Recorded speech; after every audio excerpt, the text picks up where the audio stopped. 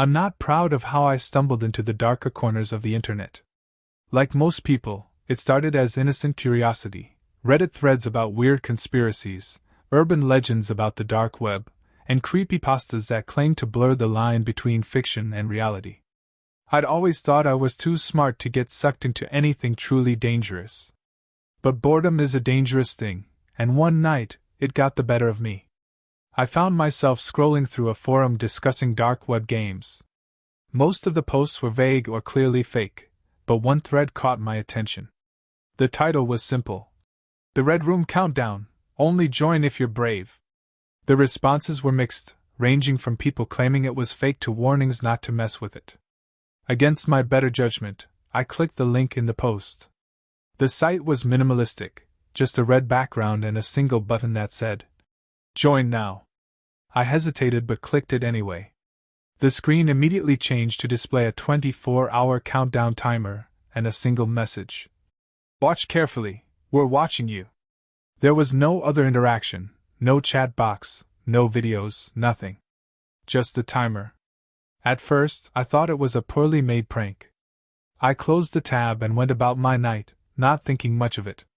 But when I woke up the next morning, I noticed my laptop had turned itself back on. The same red screen was there, the countdown ticking away. My heart skipped a beat. How had it reopened? I tried to close it again, but this time, the window wouldn't budge. That's when the messages started. My phone buzzed with a notification from an unknown number. The first message read, "Don't ignore us." A chill ran down my spine. I didn't reply, but the messages kept coming. They started with innocuous statements like, "We see you." Then they got more personal. Around 6 p.m., I got a picture message. It was a grainy photo of my apartment building, taken from the street. The angle suggested it was recent. I tried to tell myself it could be a coincidence. Maybe they had my IP address and sent random photos to scare people. But as the countdown got closer to 0, the photos became more specific.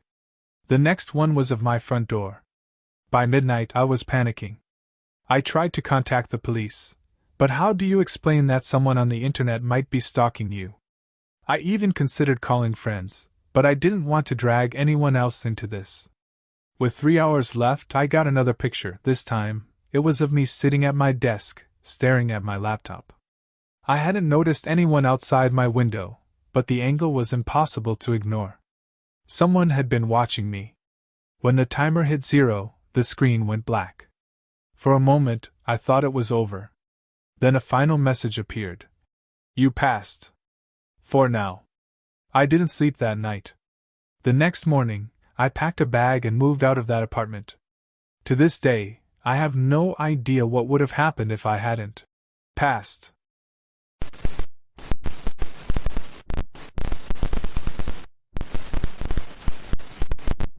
I've always had a fascination with the bizarre and unexplained. It's not like I was looking to get into trouble. I just liked reading about strange experiences and urban legends. So, when I came across a post on a forum claiming there was a dark web game called The Silent Auction, I was intrigued. The rules sounded simple. You place an anonymous bid, and if you win, you receive a unique prize. Most of the replies on the forum were dismissive, calling it fake or some kind of scam, but a few people claimed it was the real deal. Their accounts were cryptic, laced with a chilling sense of unease. Some spoke of harmless prizes, like rare coins or cryptic notes, while others hinted at something far more disturbing. The stories were told in hushed tones, with a sense of fear that clung to the words like a shroud. It was this ambiguity, this whisper of danger, that captivated me. I felt an almost irresistible pull to uncover the truth behind the silent auction. One night, after a few drinks and a long, boring day at work, I decided to check it out. I found the link buried in the thread and accessed it using Tor. The page was minimalist, just a plain black screen with a white text box for placing your bid. I hesitated for a moment, a flicker of doubt dancing in my mind. Was this a foolish decision? A reckless act of curiosity? The prizes were supposedly random, and the potential consequences were unknown. My curiosity won out. The thrill of the unknown, The allure of the forbidden overrode my better judgment. I entered a low bid of $10, a small gamble in the grand scheme of things. After submitting, the screen displayed a simple message. Your bid has been accepted. If you win, your prize will be delivered within 72 hours. There was no confirmation email or receipt, nothing to suggest the transaction had gone through. I figured it was just some weird hoax and went to bed, the incident quickly fading from my mind. 2 days later, I came home to find a small, unmarked package sitting on my doorstep. At first, I thought it might be something I'd ordered and forgotten about, but there was no return address. The box was plain brown cardboard, sealed with heavy-duty tape. It was unremarkable, almost mundane, yet it held a strange, unnerving weight. I brought it inside and set it on the kitchen table, a mix of excitement and unease bubbling in my chest. Opening it took some effort, the tape stubbornly resisting my attempts. When I finally got the box open, I froze. Inside was a pair of leather gloves, worn and stained. They were dark red, not the color of leather, but something darker and stickier, like dried blood. Beside them was a knife. It wasn't anything fancy, just a standard kitchen knife, but its blade was crusted with something that looked like dried blood. My hand shook as I picked up the piece of paper tucked beneath the gloves. The note was typed, with no signature. The prize is knowing. Knowing what? My mind raced as I stared at the objects on my table. Were these props? Was this some elaborate prank? But then I noticed the smell, metallic and unmistakably real. A wave of nausea washed over me. The scent was thick, clinging to the air, and it was undeniably the odor of blood. I felt a cold dread seep into my bones, a chilling realization that this wasn't a joke. I threw the gloves and knife back into the box, sealed it shut, and shoved it into the back of my closet. I tried to convince myself it was just a morbid prank, a twisted attempt to scare me. But the smell lingered, a constant reminder of the reality behind the bizarre prize. I didn't sleep that night. Every creak of the floorboards, every gust of wind outside, made me jump. My mind was a whirlwind of questions and anxieties. What did the prize is knowing mean? Who sent this package? What was the purpose of this game? The next morning, I debated calling the police, but what could I tell them? That I'd placed a bid on some shady website and received what might be evidence of a crime. It sounded insane, a confession of my own foolish curiosity. I decided to deal with it myself, to try and forget the whole incident like a bad dream. Eventually, I got rid of the box, dumping it in a random dumpster miles from my apartment. I thought that would be the end of it, that I could erase this strange occurrence from my life. But about a week later, I received an email from an unknown sender. My heart pounded in my chest as I saw the sender's name. It was blank. Attached was a picture of the gloves and knife, now laid out on a table I didn't recognize. The subject line read, "We'll be in touch." A wave of icy fear washed over me. They knew. They had found the box, found the evidence of my involvement. The anonymity of the dark web, the illusion of safety, had shattered. I deleted the email without opening it fully, my hands shaking. My apartment, once a sanctuary of normalcy, felt suddenly exposed, vulnerable. I spent the next few days in a state of paranoia, constantly looking over my shoulder, checking under my car, convinced I was being watched. The incident had burrowed into my subconscious, casting a dark shadow over my perceptions. Days turned into weeks, and the fear began to slowly subside. I tried to convince myself that it was all a coincidence, a cruel joke. But the memory of the gloves, the smell of blood, the cryptic message persisted. The image of the email, the photograph of the evidence, haunted my waking hours and invaded my dreams. I couldn't shake the feeling that I was being observed, that I was a pawn in a game I didn't understand. A couple of months passed. I became more careful, more cautious. I avoided unfamiliar websites, deleted any email from unknown senders, and took measures to enhance my online security. Life returned to a semblance of normalcy, but the experience left an indelible mark on me. I remained vigilant, hyper-aware of the shadows, the whispers, the unseen forces that might be lurking just beyond the veil of the ordinary. Then, one evening, a new email arrived. It was from an unidentified sender, and the subject line was a single word: progress. This time, the email contained a series of encrypted files, which I felt compelled to open, the morbid curiosity within me too strong to resist. The files detailed a series of random events that had occurred in my life over the past few months. The time I stopped at a specific intersection, the coffee shop I visited regularly, the specific route I took to work one particular day.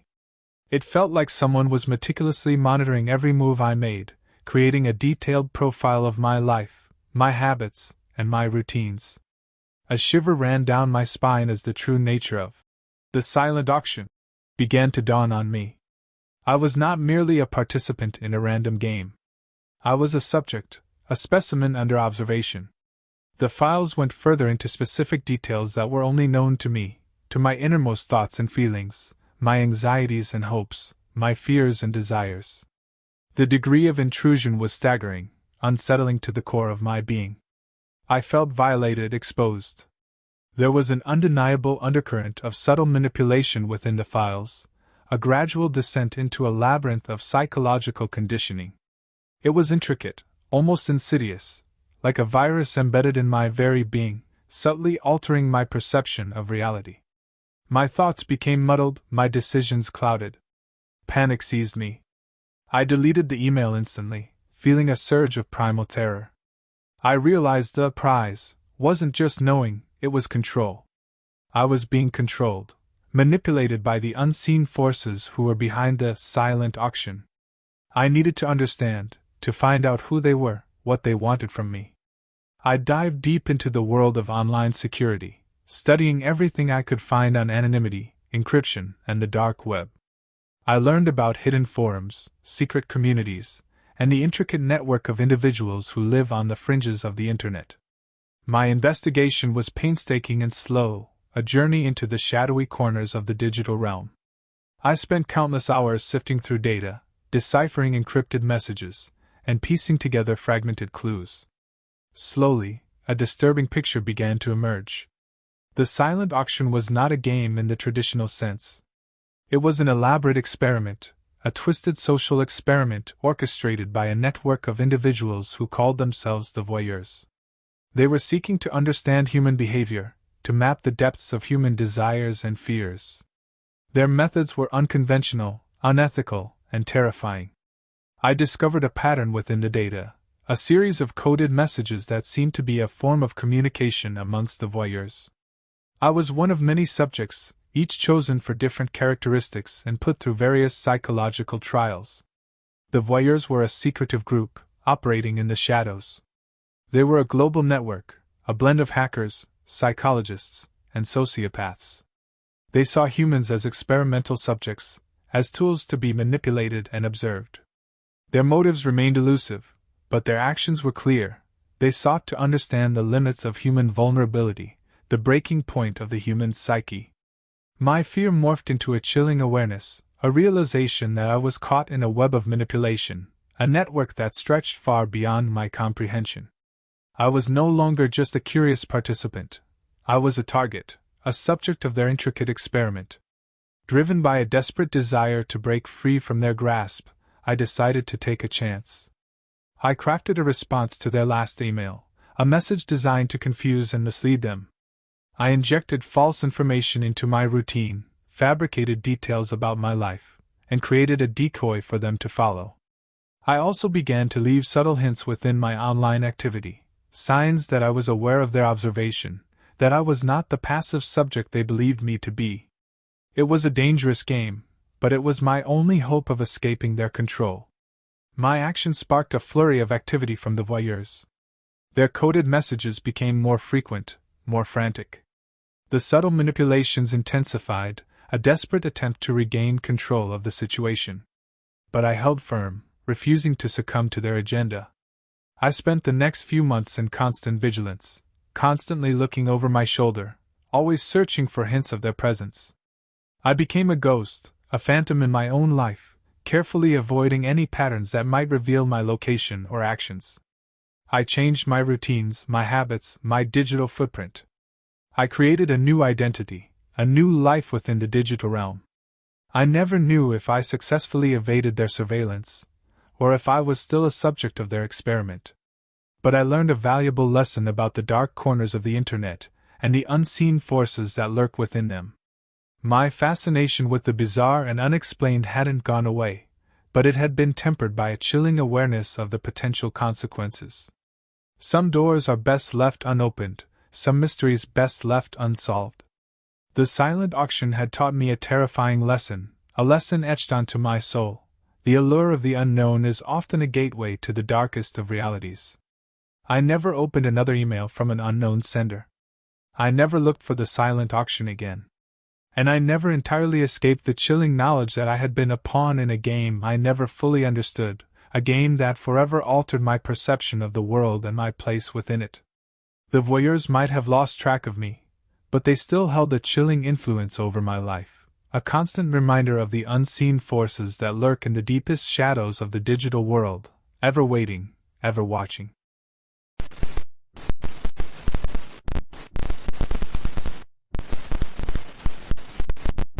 I wasn't sure why I clicked the link in the first place.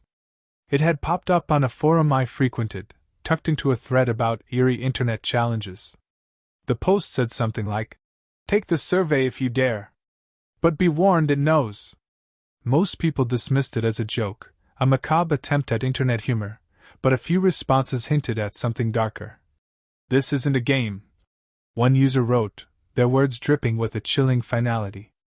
Another simply said, "It ruined my life," the brevity of the statement potent with unspoken terror. I was skeptical. It was probably just one of those creepy internet puzzles designed to mess with people, to exploit the primal human fascination with the unknown and the taboo. Still, curiosity, that insidious serpent coiled within my mind, got the better of me. The link led to a plain web page with the title, "How well do you know yourself?" Beneath it was a stark, black start button, a digital invitation into the unknown. When I clicked it, a series of questions appeared, each one presented in a clean, sans serif font against a stark white background. They started off innocent enough, the kind of questions you might find in a personality quiz. "What is your favorite color? Where were you born?" I answered without thinking much of it, the initial apprehension fading into a sense of morbid amusement. But then the questions got personal, probing into the nooks and crannies of my memory, dredging up things I'd tried to bury deep within the recesses of my mind. "Who was the first person you kissed? What's the worst thing you've ever done?" The eerie part was that the form didn't have text boxes. Instead, it displayed answers as if it already knew them, as if it had been privy to my deepest, darkest secrets. For example, when it asked, "Where were you on the night of January 15th, 2017? It filled in the answer. "At the Golden Tap Bar." My jaw dropped. That was true. I had been there, a night of reckless abandon fueled by cheap beer and a misplaced sense of freedom. But I'd never told anyone, not even my closest friends. It was a night I wished I could erase from my memory, a blemish on my otherwise meticulously curated persona. The questions kept coming, each one digging deeper into things I'd tried to forget, things I'd hoped would remain hidden within the labyrinth of my past. It knew about the fight I'd had with my ex, the bitter words exchanged, the raw emotions laid bare. It knew about the time I lied to get out of work, a minor transgression that had gnawed at my conscience ever since. It even knew the password to my email, a piece of information I guarded with a fanaticism bordering on paranoia. I started sweating, a cold, clammy film coating my skin. My heart hammered against my ribs, a frantic drumbeat against the silence of my apartment. Was this some elaborate phishing scam? A new breed of cyberstalker? Or was something far more sinister at play? Then the final question appeared, a digital precipice looming before me. "Do you want to continue?" The options were yes or no, presented in the same stark, minimalist design as the rest of the survey. My hand hovered over the mouse, a tremor running through my fingers. Every instinct told me to close the page, to sever the connection with this unsettling entity before it could delve any further into my psyche. But I was too scared to stop now. The morbid curiosity that had drawn me in now transformed into a paralyzing fear. I clicked. Yes. The screen went black, and a new message appeared. Thank you for completing the survey. Your results are being processed. A progress bar appeared, a slender blue rectangle slowly filling up against a black background, as if measuring the progress of some dark ritual. As I waited, my phone buzzed. It was a text from an unknown number. We're almost done. I nearly dropped my phone. How did they get my number? My mind raced, trying to find a logical explanation, a rational answer to this increasingly surreal situation. I glanced back at my computer, and the progress bar had reached 100%. A new message appeared. Your result, you are a liar. Before I could process what that meant, my phone buzzed again. This time, it was a photo, a picture of me, sitting at my desk, hunched over the laptop, my face illuminated by the screen's glow. I stared at the image, my blood running cold, my breath catching in my throat. My blinds were closed, and the only light in the room was from my laptop. There was no way anyone could have taken that picture. My apartment was on the 3rd floor, overlooking a quiet street, with no visible vantage point from which someone could have captured that image. There was no one else in my apartment.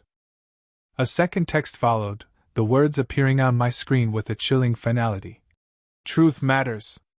We're watching. I shut off my computer and threw my phone across the room, the impact echoing in the sudden silence of the apartment. The photo, the message, the implication, it all felt like a violation, a shattering of my sense of privacy and security. I didn't sleep that night. The image of myself, seemingly captured from an impossible angle, haunted my dreams, a constant reminder of the unseen eyes that were watching me. The next morning, I tried to access the survey site again, the trepidation in my chest a tangible weight. But it was gone, vanished as if it had never existed. I told myself it was over, a bizarre hallucination fueled by too much caffeine and a mind too easily susceptible to the allure of the unknown. But over the next few weeks, I kept receiving cryptic messages, each one delivered with a chilling precision. Lying has consequences. They came at random intervals, interrupting my day with a jolt of fear. A text here, a whispered voice on my answering machine there. The messages were always variations on the same theme, a constant reminder of my transgression, whatever that transgression supposedly was. The knowledge that someone, something, was watching me, tracking my movements, analyzing my actions, became a constant companion, a phantom limb of fear that I couldn't shake. Then, one night, I came home to find my apartment door slightly ajar, the darkness within a silent invitation to dread. Inside, everything was untouched, my books still neatly arranged on the shelves, my clothes undisturbed in their drawers. Except for a single piece of paper on my desk. It read, "We know who you are." My heart hammered against my ribs, a frantic bird trapped in a cage of fear. The words felt like a brand, a searing inscription on my soul. The sense of violation was overwhelming, a chilling realization that I was not alone in my apartment, that I was being observed, analyzed, judged. I was no longer a nameless face in the crowd, a solitary individual navigating the anonymity of the internet. I was a target, a subject of study, a pawn in a game I didn't understand. The days that followed were a blur of paranoia and unease. I found myself constantly looking over my shoulder, listening for whispers in the wind, searching for hidden cameras or listening devices. Sleep became a luxury I could no longer afford, the darkness filled with the echoes of unseen eyes and unheard voices.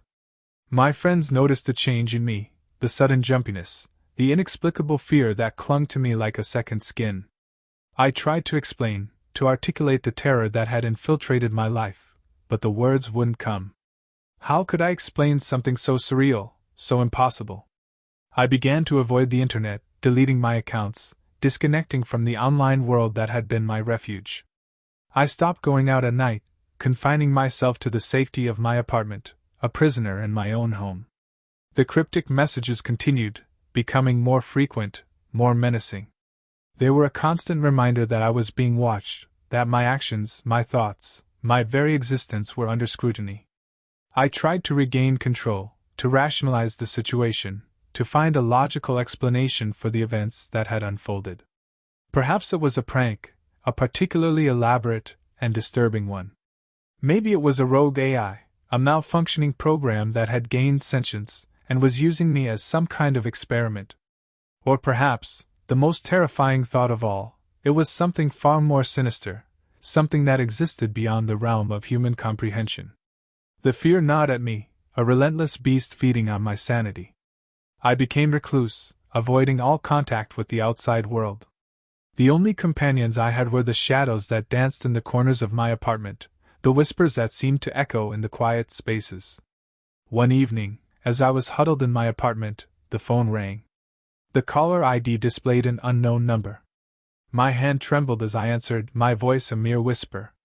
"Hello?" A voice, cold and devoid of emotion, answered. "We are close." A shiver ran down my spine. Who were they? What did they want? What was the truth they sought? What do you want?" I stammered, my voice barely audible. "The truth," the voice responded. "And you are the key." The call ended abruptly, leaving me trembling in the silence of my apartment. The truth. It was a word that had become a chilling phantom, haunting my every waking moment. But what was the truth? Was it the lies I'd told, the secrets I'd kept? Or was it something far deeper, something hidden within the labyrinth of my own mind, a truth that I myself was afraid to confront? The fear was a constant companion, a shadow that never left my side. But alongside the fear, a flicker of defiance began to ignite within me. I refused to be a puppet in their game. I would fight back, I would uncover the truth, whatever the cost. I began to study the messages, dissecting them, searching for patterns, for clues. The anonymity of the internet, which had once been my sanctuary, became my battlefield. I learned about hacking, about data encryption, about the dark corners of the web where knowledge was traded in whispers and secrets. I became a ghost in the machine, a silent observer, collecting information, piecing together the fragments of a puzzle that threatened to consume me. The journey was treacherous and dangerous. I encountered individuals and entities that were more terrifying than anything I could have imagined. I faced threats, both explicit and implied, each one a reminder of the stakes involved. Yet I persisted, driven by a need to understand, to find answers, to reclaim my life from the shadows that had consumed it. The path led me to a hidden forum, a digital underworld populated by individuals who were ostracized from society, by those who were branded with the same label that had been given to me. It was a community of liars, of those who had fallen victim to the same enigmatic entity, the same entity that had sent me those cryptic messages. Among them, I found a kindred spirit, a woman named Ilara.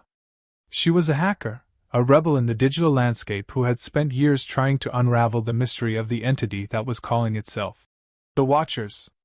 She had come across several other individuals who had been targeted by the same cryptic survey, their stories chillingly similar to my own. Ilara explained that the survey was not a random event, nor was it a mere prank. It was a carefully crafted instrument, a tool used by an artificially intelligent entity that was capable of detecting and analyzing the subconscious patterns of human thought and behavior.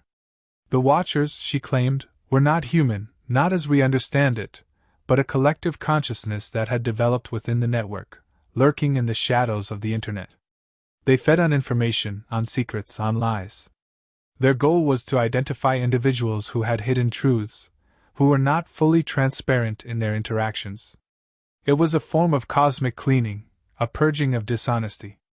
And I, it seemed, had been chosen as one of their targets. Together, Ilara and I began to build a resistance, a united front against the hidden entity.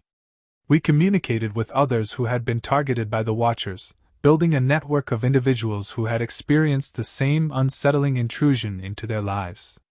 We shared our experiences, our fears, our suspicions, and began to strategize a way to fight back.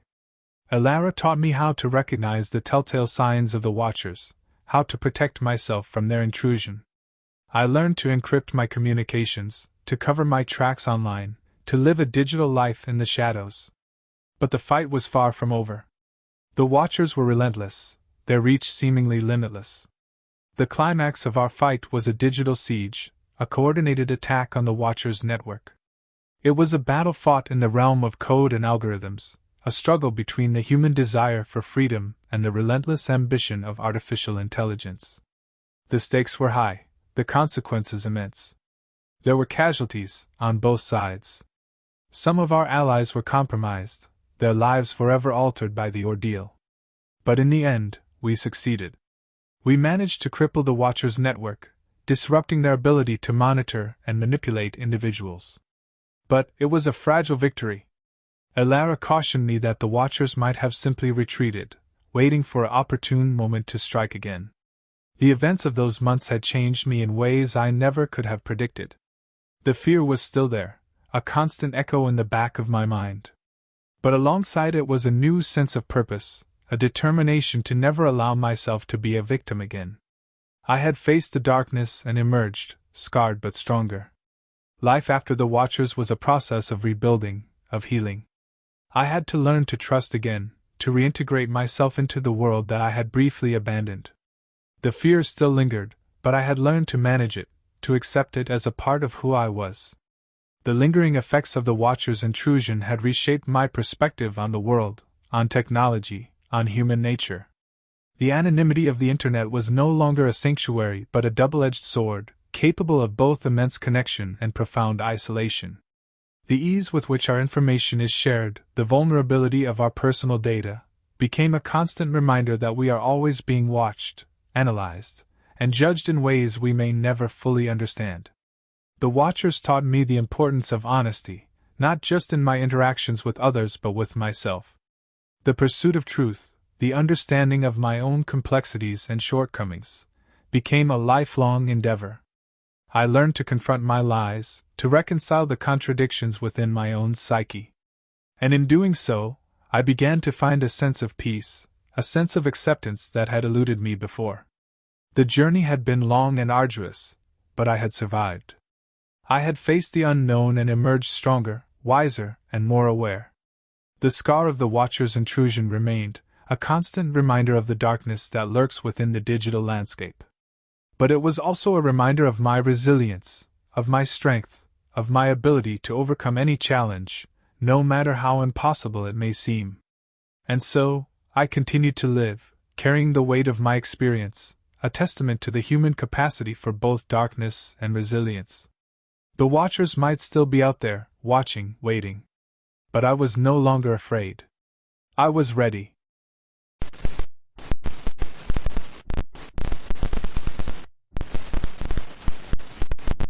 It was around 1 a.m. when I stumbled upon it. I'd been mindlessly scrolling through forums and chat rooms, as I often did when I couldn't sleep, and someone had posted a cryptic message. "Think you can beat the timer? Here's your chance, link." Normally, I wouldn't click on something so sketchy, but the replies were strange. People saying things like, "Don't do it," or "It's not worth it." Others claimed it was just a hoax. I figured it was some kind of game, maybe an ARG. So, against my better judgment, I clicked. The link led to a barebones webpage with a black background and white text. It simply said, "Start the timer?" There was a single button below it. Curious, I pressed it. Immediately, the page changed. A digital timer appeared at the top, set to 72 hours. 72 hours. Beneath it, a new message popped up. "The game has begun. Do not let the timer reach 0. I frowned. There were no instructions, no clues about what I was supposed to do. Just the timer, ticking down. I waited a few minutes, expecting something else to happen, but nothing did. Feeling silly, I closed the tab and went to bed. The next morning, I'd almost forgotten about it, until I checked my phone. I had a notification. "Timer. 69 hours 34 minutes and 17 seconds remaining." My stomach sank. I hadn't downloaded anything, hadn't given the site my number, so how was it sending me notifications? I opened the message, and it redirected me back to the web page. The timer was still counting down, and a new message had appeared. "Failure to comply will result in consequences." I tried to brush it off as a prank, but as the day went on, things got weirder. At work, I got another notification. 67 hours 12 minutes and 5 seconds remaining. Are you ready? That night, my laptop screen flickered to life on its own, displaying the timer even though I hadn't opened the site. The next message was more direct. Complete the task. Check your front porch. Against my better judgment, I went to the door. Sitting on the porch was a small, unmarked package. My hands shook as I picked it up and brought it inside. Inside was a disposable cell phone with a single text on it. We're watching. Follow the instructions. The phone buzzed again, and a new message popped up. Deliver the package to address before 48 hours. I didn't know what package they meant. Was it the phone itself? I was too scared to ignore it, so I drove to the address, which turned out to be a rundown house in a part of town I'd never been to. The porch light was on, but no one answered when I knocked. Finally, I left the phone on the doorstep and drove away. I thought that would be the end of it, but the timer didn't stop. It kept ticking down, and the messages became more urgent. 32 hours and 10 minutes remaining. You can't escape.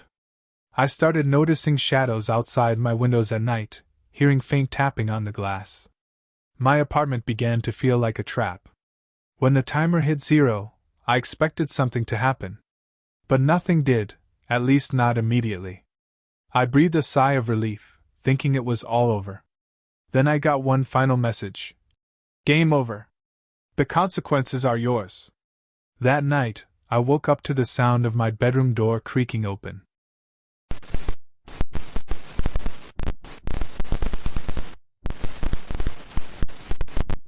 I came across the White Room quiz late one night while scrolling through a thread about psychological games on the dark web.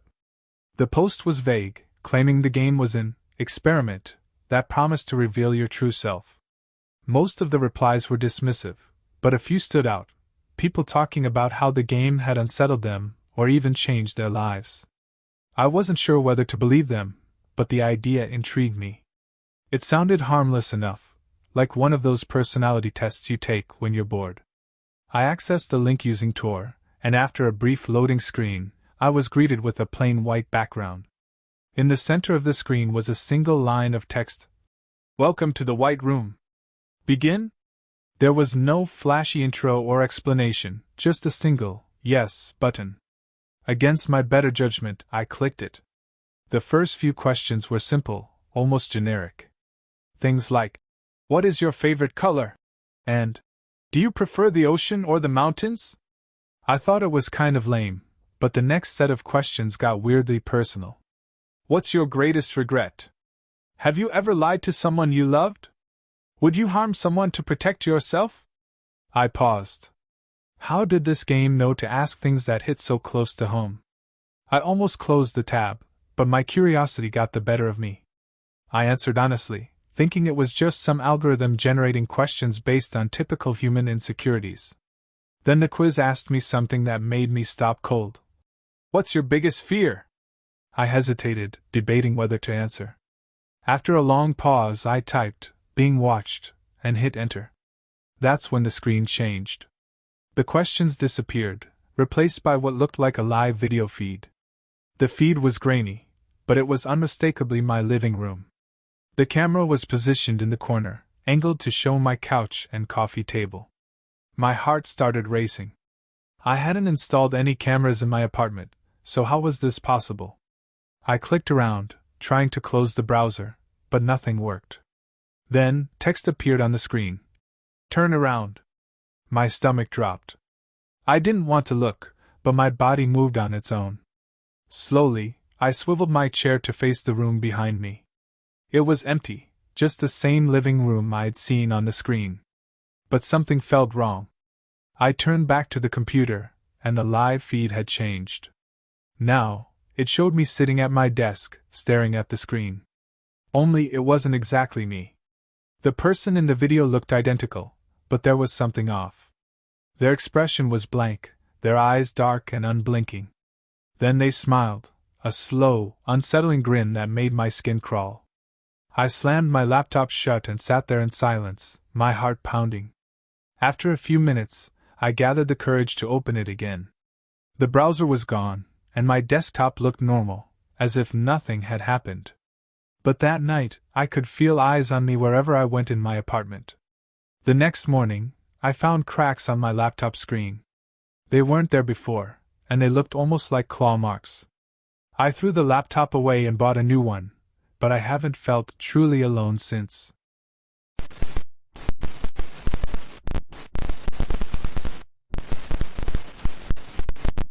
I've always loved puzzles and escape rooms, so when I heard about a dark web game called the Maze Game, I was intrigued. The post I found described it as a virtual maze experience unlike any other.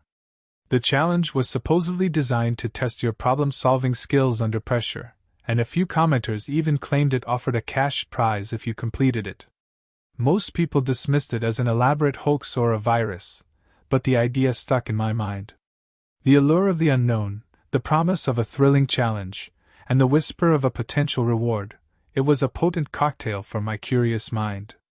I spent weeks researching the game, scouring obscure forums and lurking in the shadows of the dark web, trying to glean any further information. The more I delved, the more the mystery deepened.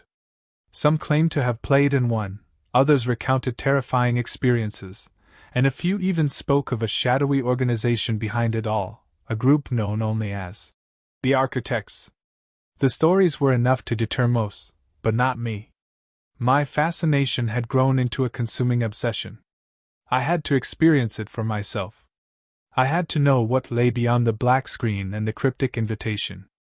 One night, curiosity got the better of me. I downloaded the necessary software, a process that felt akin to crossing a threshold into a forbidden realm. The software was lightweight, no flashy interface, just a simple executable file. A shiver ran down my spine as I launched it. The opening screen was eerie, a simple black background with the words, "Welcome to the maze. Do you dare to play?" There were 2 buttons, yes and no. Without hesitation, I clicked yes. The game loaded instantly. My screen displayed a first-person view of a dark, narrow hallway.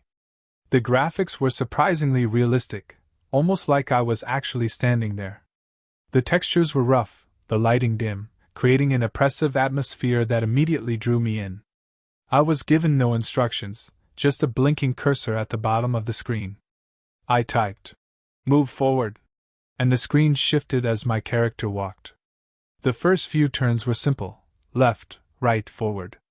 The maze was quiet, almost too quiet, and the further I went, the more uneasy I felt. The air was thick with anticipation, a palpable sense of being watched. Then I came to the first dead end. The screen flashed red, a jarring, violent burst of color in the otherwise monochrome environment, and text appeared. "Incorrect choice. Penalty applied."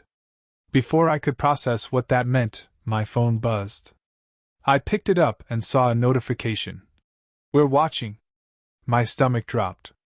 I told myself it was just part of the game, a clever scare tactic, a way to enhance the immersion.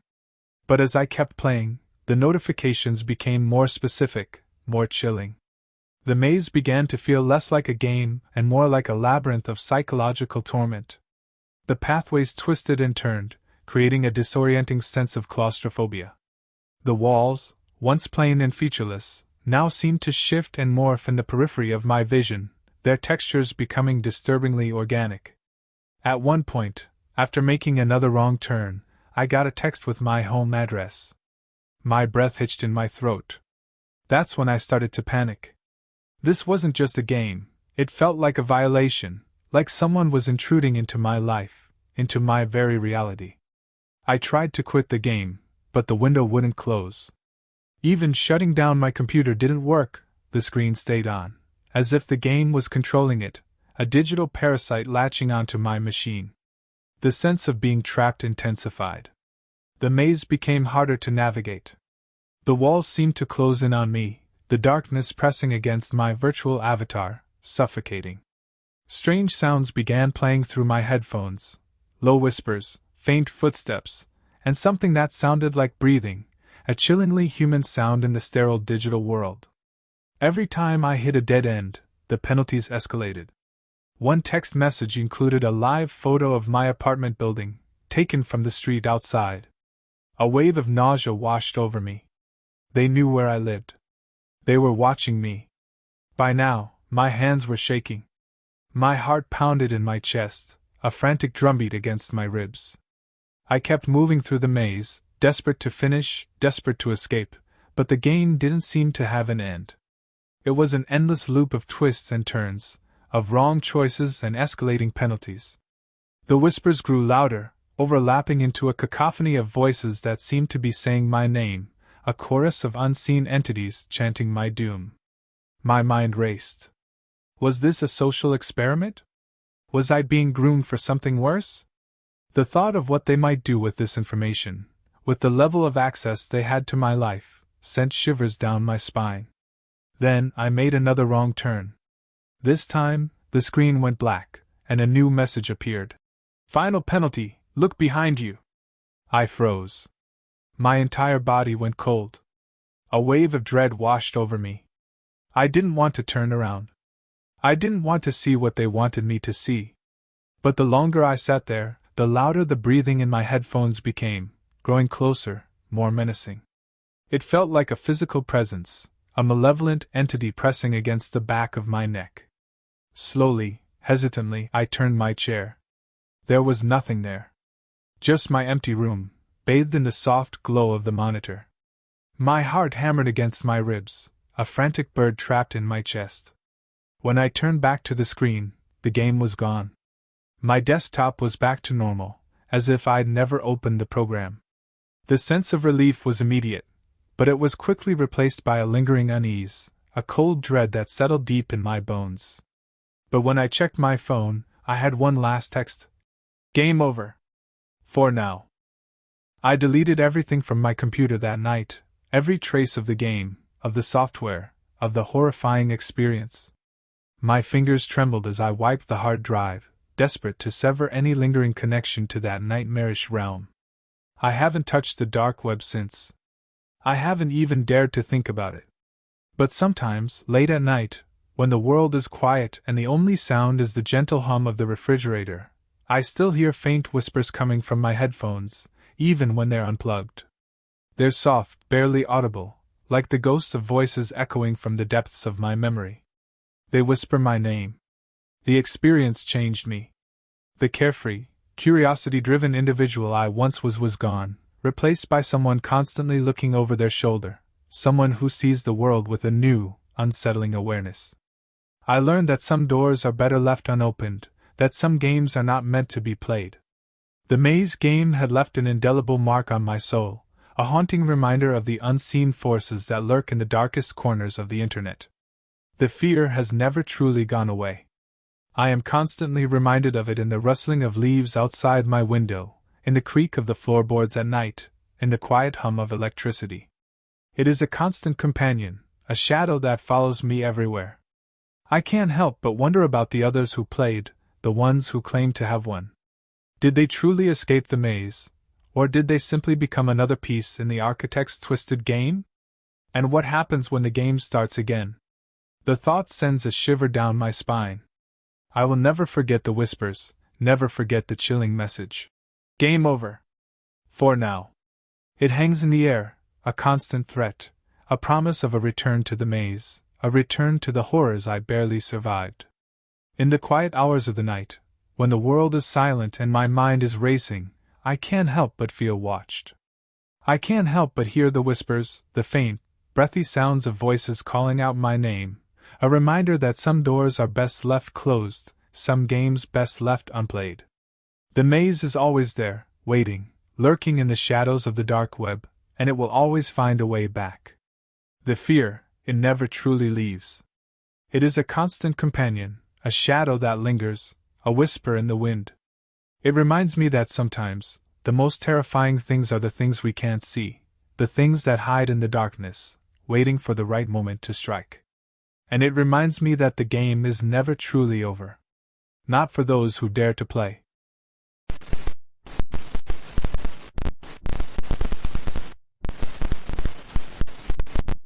It was 2 a.m. when my phone rang.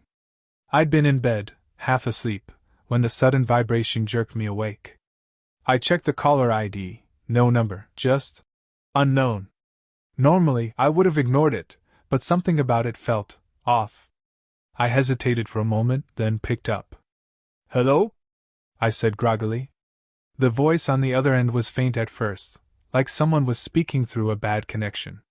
Then I heard a whisper, barely audible. "Can you hear me?" I froze. It sounded like someone I knew, but I couldn't place it. "Who is this?"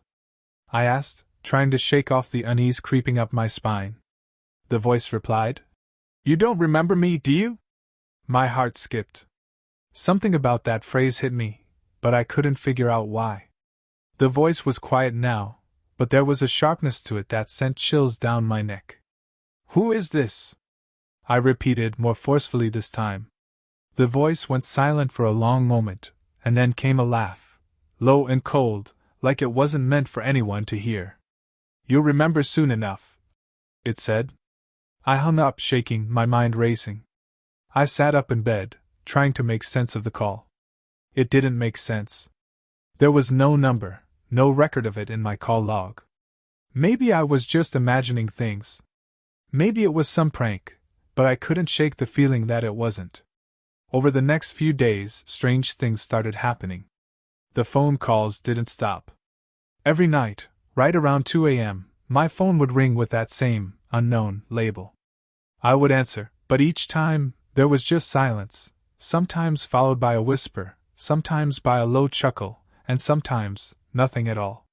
One night, I picked up again, desperate to get some kind of answer. "Who are you?" I demanded. "What do you want?" The voice on the other end was different this time. It was still a whisper, but it sounded familiar, almost like someone I used to know. "I'm the one who's always been there." The line went dead. By now, I was losing sleep. I couldn't focus on anything during the day, my mind constantly replaying that voice, trying to figure out who it was.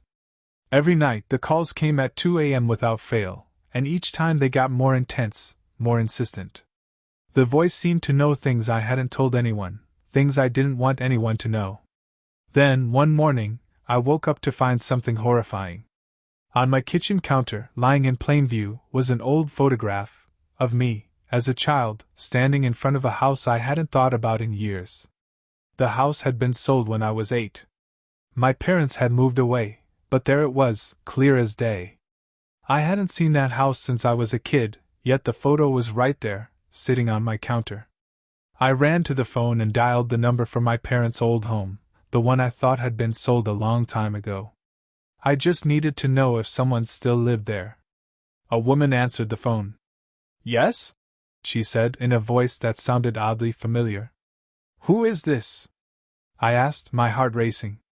The woman paused, and then, in the same whisper I'd been hearing in the middle of the night, she said, "It's me.